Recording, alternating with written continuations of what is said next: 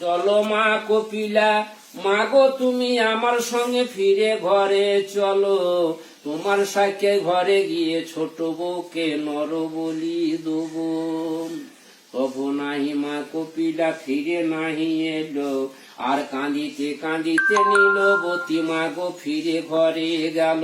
বলে ফিরে ঘরে এসে নীলবতী মা কি কর্ম করিল, আর গাঁয়েরও ব্রাহ্মণ ডেকে ছোট বউকে নর বলি দিল। বইয়ের মাথার কেশে বলি মোরায়ে মা চামর তৈয়ার হইল, বইয়ের মাথার খাপুরি তুলে মা তখন ধূপসি করিল, আর হোটর মালুই চাকিল এ মা গো তখন পৃথিবী তৈয়ার হইল, হাতের 10টি আঙুল কেটে মা শরীরটা করিল।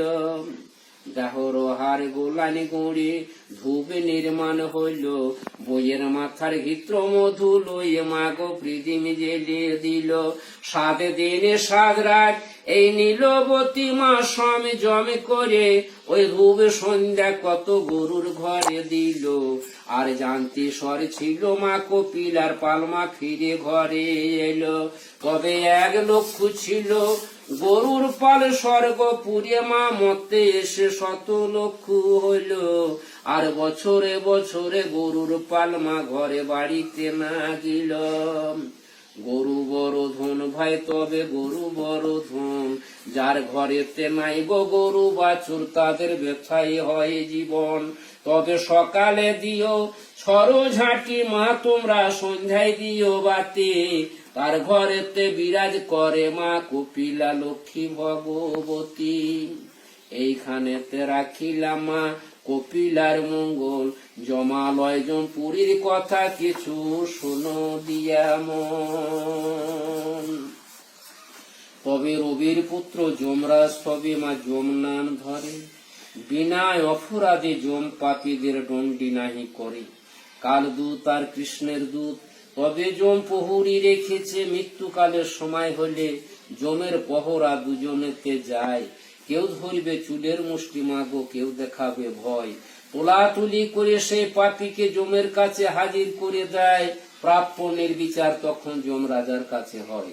চিত্তগুপ্ত দুটি মোহরী, তারা কিন্তু দেবারাত্রি লেখে, যার যেমন কপালের লিখন মা তবে বিধাতা পুরুষে লেখে। তাই যমরাজ বলছে মা যার যেমন কর্ম তার তেমনি ফল, আপন আপন কর্মে ফল ভোগ হইতে হয়। তবে মিথ্যা কথা মিথ্যা সাক্ষী, আর যে বলিবে মুখে পুজোর ফল মা করে যারা চুরি করে খাবে, মূর্তি মিনতি জমালয় জমপুরীতে তপ্ত সাঁড়াশি দিয়ে তা জিভা কেড়ে নেবে। ভালো জল থাকতে যারা খারাপ জল দান করবে, মূর্তি মিনতি জমালয় জমপুরীতে খারানি জল খাবে। ঘরের মধ্যে তবে ঢেকি জাঁতা পেরি, আর যে ব্যক্তি ভানাড়ি চাল ভুল করে খাবে, মূর্তি মিনতি জমালয় জমপুরীতে হারে চিড়া কুটে নেবে। নিজের পুরুষ থাকতে যে নারী তবে মাগো পর পুরুষ যায় পুরুষকে নিন্দা করে, সেই নারীকে খাজুর গাছে চাপিয়ে নারী রুচির শাস্তি দেবে। ভালো কর্ম করলে পুরুষ স্বর্গে চলে যায়, খারাপ কর্ম করলে সেই পুরুষকে ধরে শুলির মধ্যে চাপায়।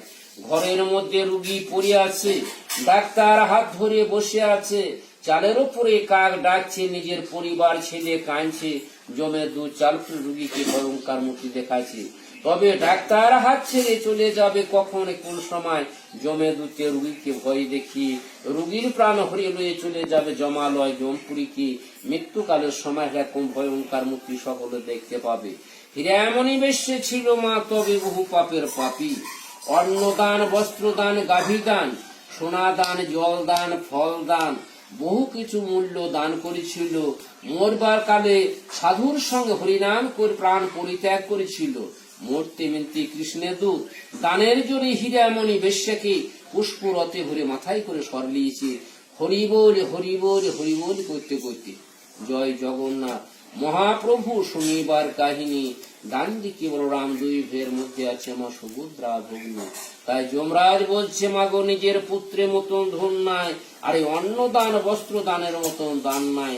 সোনা হাতে দান করুন, শ্রী ভগবতীর নামে ভগবতী লক্ষ্মী বিরাজ করুন।